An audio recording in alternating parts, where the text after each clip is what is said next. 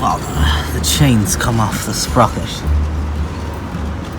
The question is this a fix at the side of the road thing, or is this my trip is ending early and I'm going to have to get an expensive flight home thing? Well, the good news and bad news. The good news is I got it back on the back sprocket, and then what I thought was the bad news, oh god, my face is destroyed. I was trying to spin the wheel and it was locking, and I was like, oh no, that means it's like off at the front. But no, I just left it in gear. Now, not one of the boys stopped to help me. Plenty of them passed this little intersection here, but sure, look at, I think we're good now.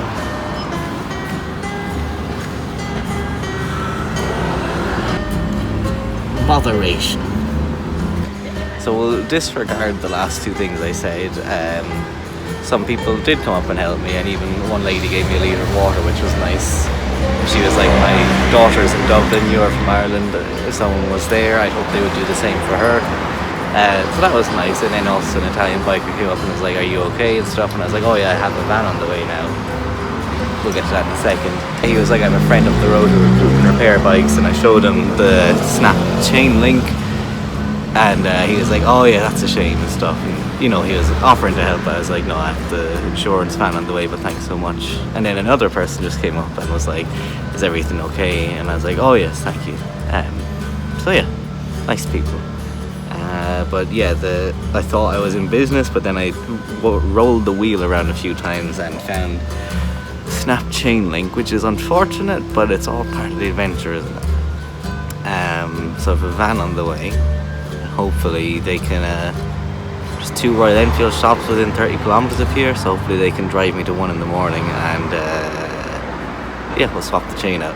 Other than that, it's running perfectly. I knew it was on its last legs like 1,000 miles ago, so it's only really my own fault. But let's see what happens.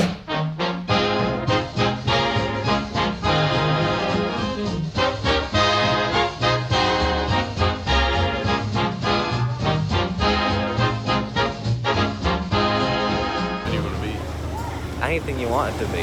Yeah, but I'm useless. Say something funny. No, I don't want to say something. I actually can't think of anything. Right, Jamie, say something funny. Oh my god, I think it's Welcome to Italy. So, where we last left off in the videos, we had just arrived in Desenzano to surprise the lads. And surprised they were. sorry there. So for the next 3 days, I tagged along with them on the adventures they had already planned, which is great because it meant that I could just sit there and go along with things, you know yourself. So the first day we took the ferry over to Sirmione, where we went to the ruins of the Roman villa at Grotta di Catullo. Oh, excuse me. Oh, fuck. And then we had a big night out. And then the next morning we had an early morning boat ride, which was not the smartest thing after a big night out.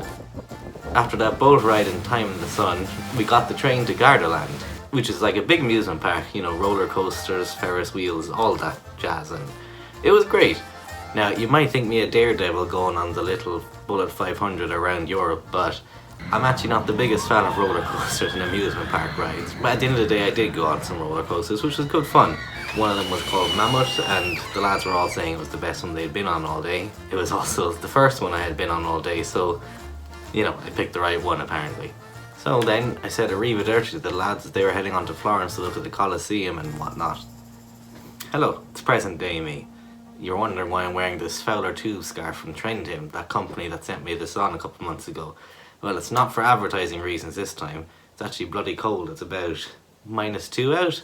It's back in Ireland, it's winter, so it's nice to relive the hot weather watching these videos. Unfortunately, as I left the lads in Desenzano, I didn't feel like filming the way out of Italy because I was just kind of exasperated. I really didn't enjoy driving there.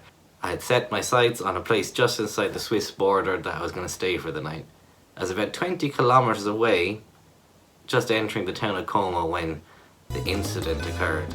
So what kept happening in Italy was people were overtaking me, as you'll no doubt hear me saying in these videos.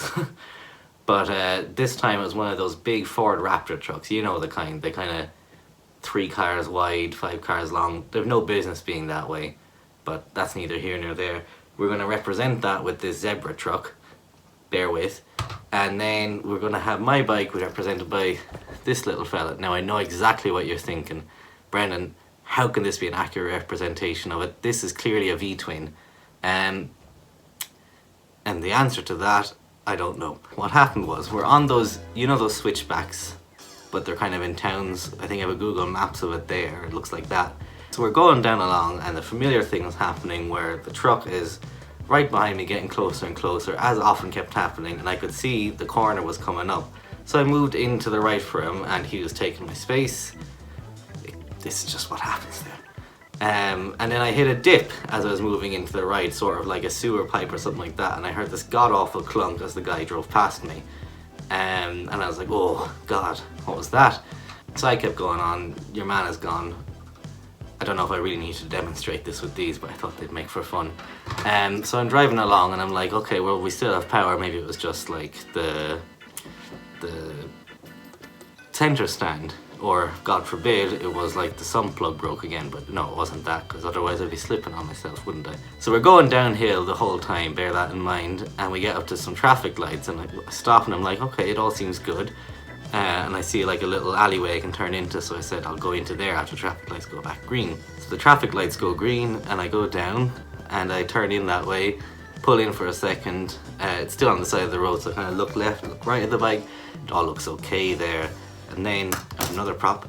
And then, so I'm like, great, I'll just turn around the corner and just get off the bike and look under and make sure. So I rev the throttle and I'm like, oh, I must be in neutral. So I go into first and I rev the throttle and nothing is happening, which is just about as fruitful as demonstrating pulling the throttle using this old throttle. So I go around the corner and I get off the bike and I look under and I see the chain has come off. And that's where you join me, where I'm like, botheration, the chain has come off. So what happens then is I pull and I pull at the chain, trying to get it back onto the back sprocket, and I couldn't do it, so I started to try and take the wheel off, but it turned out I didn't have the right axle nut to do it. And then with just enough elbow grease I was able to pull the chain over the sprocket, which, if the chain has that much looseness in it, I don't know what my plan was then. Was I going to drive on with it like that, or was I going to go to the shop or something in the morning? But I digress. So then I put it in neutral, I was spinning, I was like, great. And I'm looking at the chain spinning around and I see through one of the chain links and I'm like, oh, well, that's not good, is it? So that was the death note for me getting out of Italy that day, 20 kilometers from the border. So I ring up the insurer people. Allegedly they came that night, but I didn't hear from them. And the spot I was in, I kept losing reception. It was dreadful. And eventually gave up, put all my bags back on Daisy, the Lego bike is back, and I very gingerly pedalled it down to the Hotel Como in Como at like 10 kilometers an hour or something like that, just going down the side streets and hoping not to meet any traffic, which I'm very lucky, there was none there. And then the next video. So it's the next day now. I stayed in the lovely Hotel Como in Como. And there's a van on the way to collect the bike. He'll see if he can fix it himself apparently, and if not, drive me to a motor shop. I'm hoping that from my research, motorcycle chains are kind of universal. You just need the right size. Sprockets aren't, but chains can be universal across sprockets, I think. So I don't necessarily need to get a Reynolds chain, which is the one Hitchcock's gives, just a any chain that's 535 and 101 links and 10 radius diameter. I don't know. The man in the shop should know best, but I think you can read on the chain somewhere what settings or what have you it is. But fingers crossed, back on the road today. I was not back on the road that day. So what happened? Well, it's actually getting very warm for that scarf. The van showed up about 2 or 3 hours late. I was outside pushing the bike there to get it ready, and remember the hotel staff was on his phone talking away with someone, and he saw me with the bike and he came over to have a chat. Oh, you have a lovely bike and what year is it, this kind of thing, the usual chat you get, which is nice. And I said I was just getting it repaired finally, and he was like, all right. So the mechanic came over and kind of had a quick look at it. The mechanic didn't speak any English. I mean, I'm in Italy, I can't be complaining about that kind of thing. But he looked over the bike, I showed him what the problem was, and then the hotel owner, I think he was the hotel owner, Giuliano was his name, very nice guy. He was chatting with the mechanic and it got a bit, I wouldn't say heated, but I didn't know what they were saying. So the mechanic rolled it up onto his flatbed truck, and I had loaded all my clothes and stuff into the bike, because what my insurer told me was that I would be going with the fella. We'd be going to a few motor shops and just finding someone that would put the chain on for me. But I thank God Giuliano was there, because I got my bike on the back of the truck, and Giuliano said to me, no, take the bike off the truck. He's not doing what you think he's doing. Because earlier I had told him what the plan was. So I took a leap of faith with Giuliano, and I took the bike off the truck and wheeled it back into the hotel parking space. And he explained to me that what the man was actually going to do was take it to an impound lot, and then in a couple of weeks they'd find a mechanic and get it sorted then. What was I gonna do? I had all my clothes in the bike. Giuliano says to me, what are you gonna do then? Are you gonna walk home? I don't really know what my plan would have been. I'm really lucky that Giuliano was there. He was a gentleman. He took me inside, and the hotel staff were calling him the mayor, because he was just calling people all over the shop. He knows everyone, you know, this kind of man about town. So he was calling all these different dealers and stuff, different friends and stuff, and he said, no, there's no one around today, but leave it with me, Brennan, I'm going to get you on your bike home. And then later on that evening he sent me a voicemail. I'm recording this with my phone, so I'm not sure how I'm going to play it. Hello Brenton, I'm Julian. Listen, so the mechanic will come tomorrow morning. So the mechanic is by the border, Swiss border. So I think you can go with him, change the chain, and then so you near the border to the Swiss, you can leave the Italy. So great. So the guy that Giuliano had was actually a motocross racer who was coming back from a motocross rally in Norway or somewhere like that. I can't really remember. He didn't really speak English. I didn't really speak Italian. But Giuliano was like the mediator, and you know, we got the bike in the truck and went off to like a kilometre within the Swiss border, and took it to the motor shop, and the lads started repairing it, and it was all looking good. I'm really lucky that I met Giuliano. He was a gentleman, and if I'm ever in Como again, I'm gonna have to buy him a pint or something. But after the lads repaired it, there was one tiny problem which doesn't amount to much in this video thing, but it was on the back of my mind the whole ride home, and you'll hear it more than you'll see it. Oh, rats. What a few days. I don't know, can you hear that?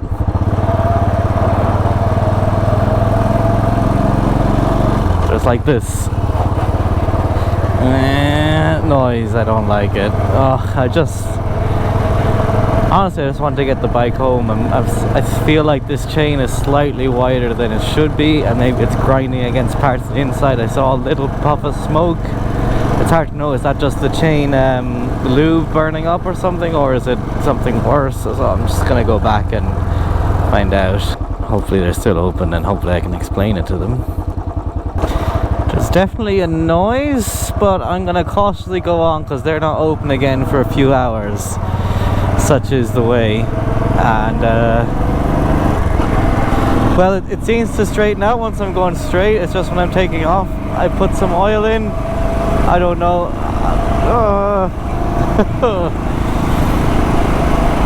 We'll get you home anyways. I think what's happening is the chain is slightly rubbing against the chain guard. Yeah, I'm on my way out of Italy, and I came across this strange yard just full of well, I suppose old junk, you might say. Let's see if I can turn around and let's have a look at this Goddard Park. It's closed, whatever it is, but you can just see all this old junk on the other side of the road, which is right up my alley. Look at this all. We'll go in and out very quick. Big old steam engine.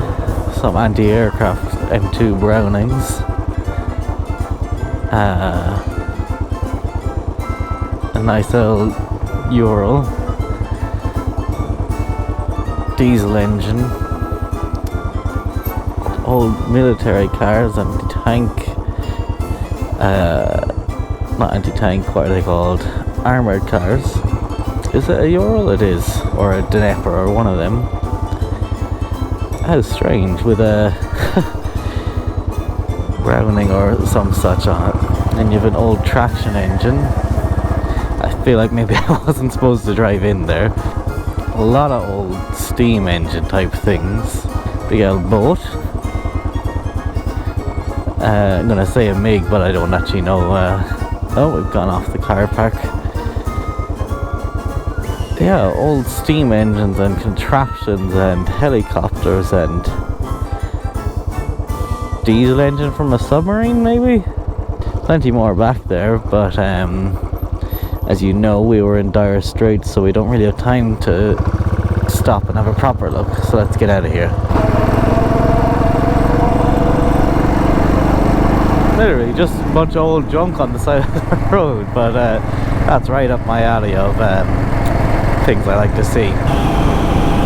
I'm doing above and beyond the speed limit, and people still overtake me. Oh god. No offense to Italy, but I'll be glad not to drive here anymore.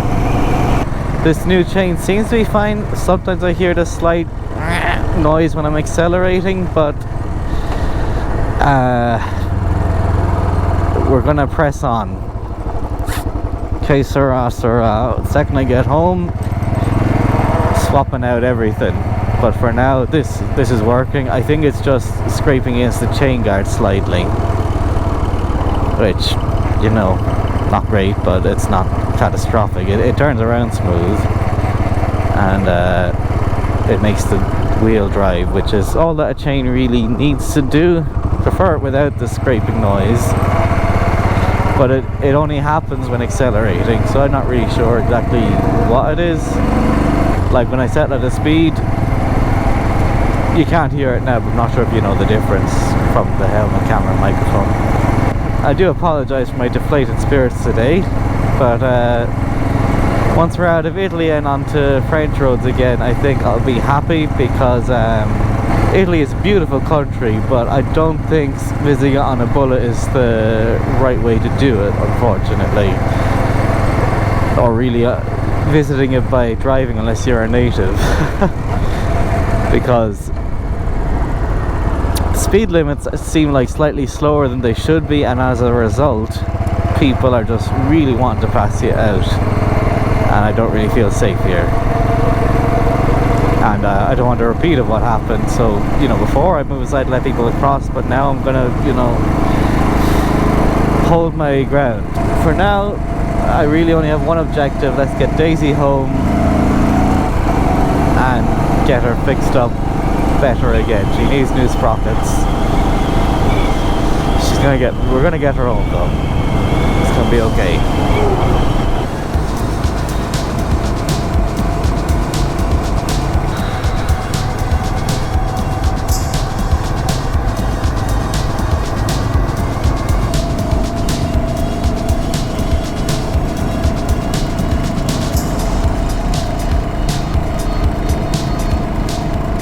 Wow, I think that's the hotel up there. A bit of a shorter video for you today, mainly just because, well, I'm not sure if it was shorter or not after all the in-between videos, but mainly it was just I'm feeling a bit deflated today and defeated. You know, we do have Daisy running again, and it's all good, aside from that little noise, but I think that's the chain guard, I hope. But tomorrow, I should get a good night's sleep tomorrow, sleep sounder knowing that everything is 99% okay. And we'll have a fabulous time on the flyback, not the flyback home, but the daring, fabulous, the daring escape back home, all the way up to France in 3 days. So for now, thank you for joining me, and yeah, have a good day. We'll have a better video next time, or at least more peppy, hopefully. Talk to you after. Coming in on a wing and a prayer. Excuse me. Though there's one motor gone, we can still carry on. Coming in on a wing and a prayer.